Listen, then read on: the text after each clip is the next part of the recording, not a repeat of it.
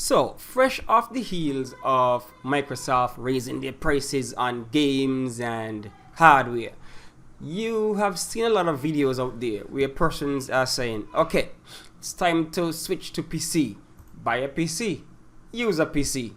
Let's ditch the console and get a PC. I'm like thinking, what is this about?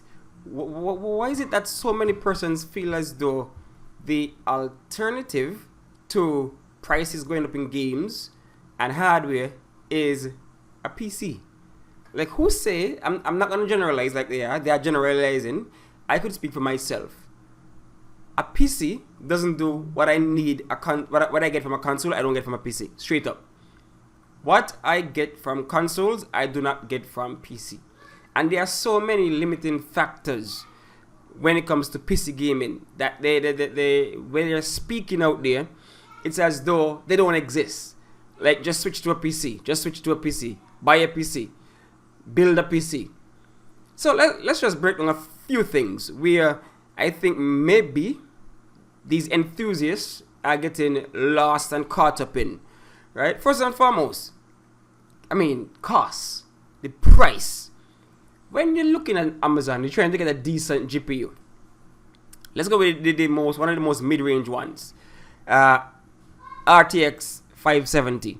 Not even a 570i, right? 570. Look at these prices here.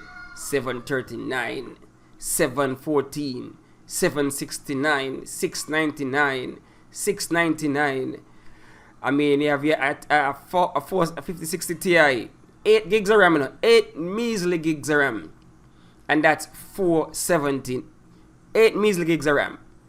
So, when you look at all of these things, okay, let's look at the top of the line now. The 5090. Jesus, peace. Look at them prices. Look at them prices. Now, even though the console prices are going up, which I just don't understand. I don't care about the tariff. These things are 5 years old, are even older, because the technology that they launched 5 years ago would have been in the pipeline maybe 2, 3, 4 years prior. So these are old technology. I think the Series X and so is around the AMD 6008, the 6800 around there, around that kind of performance, 6800, 6070, that kind of performance, right? That's where they're at.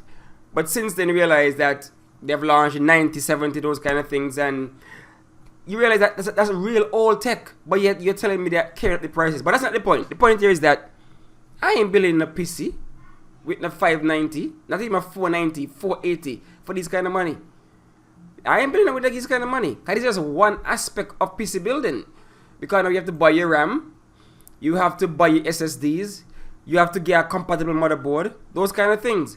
So PC, if you want to get max performance, which you're going to look at next, building a PC is cost prohibitive. So when they're talking about build a PC, buy a PC, are these enthusiasts really thinking that the average man out there want to go spend this kind of money just to game? Right? That's an enthusiast perspective.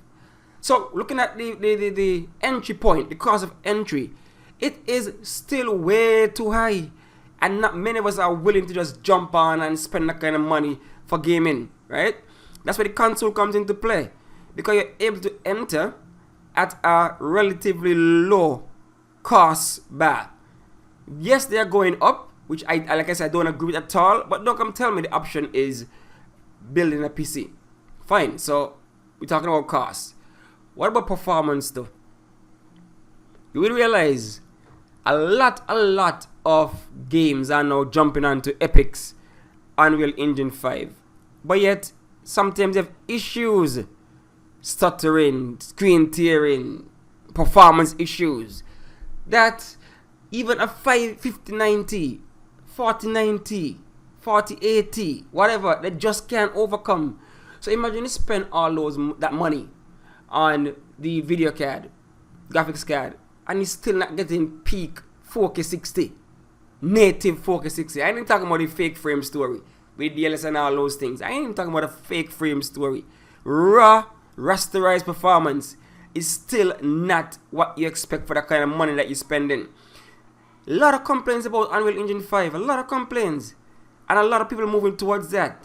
Do you know how many people complaining about all the PC Master Race? All them complaining about poor PC ports. Poor PC ports. I remember back in the day when it wasn't even Unreal 5. When where it was Arkham Knight came out. And they lambasted the game on PC. The performance was terrible. Meanwhile, I have my Xbox and I enjoying that game.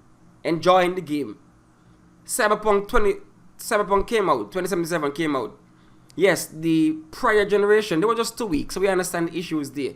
But persons who played on the PS5, Xbox Series X and that kind of thing, they had little to no issues. They enjoyed the game, finish it. Right? We have come to a point where sites like Digital Foundry, they are doing this pixel peeping and these kind of things to try to make you think that certain consoles are just not worthy to play certain games. Oh, 30 frames versus 60 frames. Look, I played Elden Ring on my Series S, the potato as they call it, the Series S. And I had a whale of a time. I watched a video on Digital Foundry pertaining to Elden Ring. And the flaws they're pointing out on the Series S. I was like, what are they talking about? When I in there trying to fight these bosses. Man, if the camera is an issue, you adapt. You learn. That's what real gamers do. You learn, you adapt. Okay, the camera gonna do this, so let me do that. Right? If there's latency, you learn how to input certain things. Like we came from the days where some of the old 3D games are like you're trudging to mud. You're 25 frames per second and 20 frames per second, but you're like, okay, the dip gonna come now. Let me just wait until we come back to the good frame rate. You learn, you adapt on the fly. So these little micro problems that they're trying to make as mountains, these mountains they want to build as mountains, they're not really an issue, you know. Because I tell you, I rock in my Series S and some of these games I playing, I don't care. Fun factor is the number one thing for me when it comes to game. Fun factor.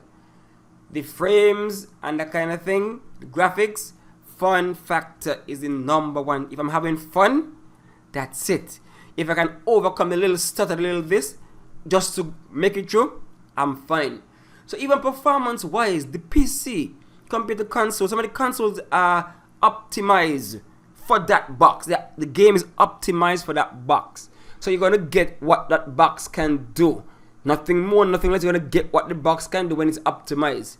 And so many times, I have a Series X, I have a Series S, I have a PS5. And that's one reason why I have never done the mid-gen refresh. I had my Xbox One until just the other day. I ain't going up to Xbox One X. I never went to PS4 Pro. I'm sure never get a PS5 Pro because that's not what it's about. That's not what it's about. Right? So that's the next issue right there, performance. It's not like you can get, to get the leaps and bounds performance, it is too expensive.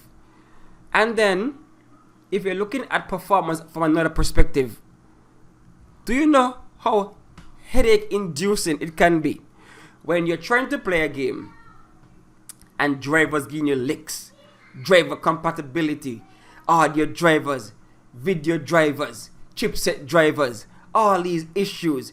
I have seen many streamers, right? They're playing COD, Call of Duty, Warzone, and for whatever reason, the game start freezing up, the game start acting a fool. I've seen them had to delete, uninstall, and reinstall this 400 gigabyte game. I ain't got no time for that foolishness. Console, press the button, it works. Sometimes the game crashes, you reboot the console, you're back in play. I ain't got no time to figure out which driver did this, which service is running in the background, that hugging on my RAM. We ain't got no time for that. So even on that level, the acting as though switch to PC, build a PC. Ain't all of us out there for that, right? And so they need to keep these things in mind. Then let's look at aesthetics and the whole vibe and the experience, right? When you look online and you look at people talking about the what do you call it? Gaming setup, right? Gaming setup and those kind of things. Majority of the times, it's a desk, and you're cooped up under the desk playing the game. You know, you're on your WASD and you're going the thing. You got your controller, yeah, but it's a desk. Who say that some of us, me included, wants to be hunched up under a desk buy a monitor. After you work in the office, probably for the day, you come home. Wait, I don't want to touch the mouse. I don't want to touch the keyboard. I don't want to be one foot from a monitor. I don't want that. What I want is to lay back on my couch, press the console, it comes on, my TV right there, surround sound, and I'm enjoying my game in my living room, family room, whatever it might be, whatever your setup might be. Some of us love that experience. We just love to know that we're there, sprawl out, enjoying a game on your couch with the big screen TV, with the surround sound. You just enjoying, and don't tell me about any small form factor PC, because what I'm going to do, build a PC and put it nicely in my entertainment unit. How does that work? These things need to be breathing all the time, just breathing, or else heat and throttling and all these kind of thing. And then it might be an ISO out there, have a nice setup, and you have to put a little PC there, mid tower there, on your right next to your setup. Aesthetically, is it that pleasing? All of us want to be out there putting PCs right there outside in the living space, the living room, whatever. So, is that the same? They're not the same. The experiences are not the same. Yes, your gaming is about gaming, but the experiences are not the same. And we have to realize that you can't just say, build a PC, buy a PC. For some of us, it is not the same experience. So jump off of your high horse, jump off of your PC Master Race mindset. Sure, when it comes on value, you can argue, right, that, okay, Steam, some nice sales right now. You see Forza Horizon here, $30 special right now, sale, right? So, okay, I could give you that to a certain degree. But sometimes people are boasting, talking about, oh, Steam sale, I get 5 games for $1. I guarantee that's why you see a lot of them talking about backlogs. I have a backlog 5-6 years behind, because you buy a bulk of games one time and you don't play them. You don't play all of them. Like, what value proposition is that, where you buy a game, a bunch of games, and you don't play them? What value is that to you? So you get the rush, the high, feeling nice because you bought 10 games for cheap? If you're not playing them, what is the point? So I'm on a console, and I can buy one game. I can play me one game per month, or me 2 games per month, and that's my cadence. 1 game, 2 games per month. You might have a shooter playing at the same time, playing an adventure. So you palette switch every now and then, and you're good to go. I'm not gonna buy 5-6 games in one hit, and I cannot play all of them, right? I cannot play all of them. So yes, one-on-one you might get a nice deal, but when people boasting about, you know, package deal and that kind of stuff, you buy 5 games for $20, you're not gonna play all of them right now.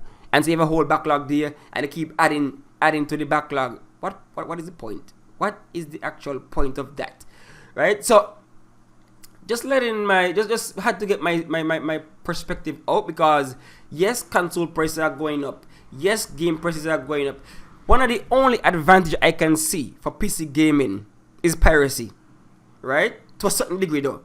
Because for me personally, one of my biggest regrets was pirating Witcher 3. Witcher 3 was a genre-defining, generational game. And sometimes I get the urge to jump back in and just sail across Skellige. Just hear the wind rising up, hear the soundtrack, that kind of thing. And just go into the world. But guess what? My PC crashed.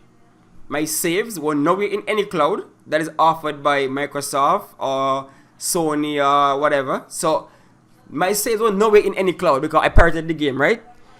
So I'm not gonna replay that entire. It's a huge game. I'm gonna replay that entire game just to. So you understand what I'm saying? That yes, piracy might be a good thing, but for some games, sometimes it might nip you in the body. Might come back to bite you later on. So in all the time, piracy is the best option. Yes, when I was younger, no money, piracy was my best friend. I don't live in the States, so you know the IP hacking and people looking at see. I use my torrent and that kind of stuff, right? Back in the day, but got older, got money, and I invested in the systems, and I'm able to be a part of the ecosystem and enjoy my trophies, my achievements, etc., etc. So I'm just saying, cut it out with this whole build a PC, buy a PC argument. It's not for everyone, and so only enthusiasts are going to be pushing that, right? That's just my 2 cents on this whole issue. The main thing is corporations are greedy. There's no reason to raise price of all systems. $80 games are unnecessary. There's no way a game should be $80. There's no way. A game development cost going up, whose fault is that? Manage your thing, right? You see, Clay Obscurga came out and $50. Helldivers $40. Palworld $40. Like, what are we doing here? If they can do it, so can you. Nobody asked for all of these mock-up movies and that kind of thing. Spider-Man 3, this is gonna be some 300 million. Nobody asked for all of that stuff. We want to play games. Nobody asked to be play movies. So when you're investing in all of these mock-ups and all this thing, who asks you? Learn from FromSoft. FromSoft ain't all about no cutting edge graphics, eh? It's about gameplay. Elden Ring, Sekiro, Bloodborne, Dark Souls. They are not about cutting edge graphics, but yet they're running things right now. So Naughty Dog and Sony Santa Monica and all those big studios are killing it, right, with the expensive games. Learn from them. You got teams of up to 100, 500 people like Starfield and what the one, the first quadruple game, I forget what they call it, the Bones one, Skull and Bones. Nobody asks for all of that. Let's bring it back. Game industry, bring it back, so that we are back on a certain level. Don't wait until you crash, right? Don't wait for that. See what's happening out there right now. Kill the loss for all of these games with live service. Kill the loss for that. Everybody, we ain't got infinite time. We don't dedicate our time to certain ones. You got to come with something totally new, different for us to even switch, right? So kill that. Bring it back. Scale back. Right, so thanks for watching, thanks for listening, and that is my video for now.